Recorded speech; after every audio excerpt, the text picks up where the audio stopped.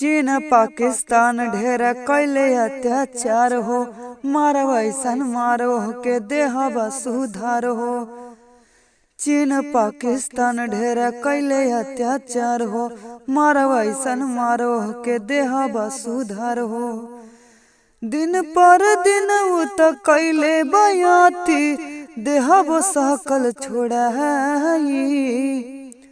देशवा के लाज खातिर गर्दन कटाई, सुनिए भारत माई।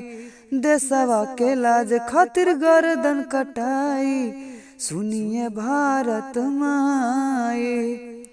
तो दोस्तों कैसा लगा यह सॉन्ग?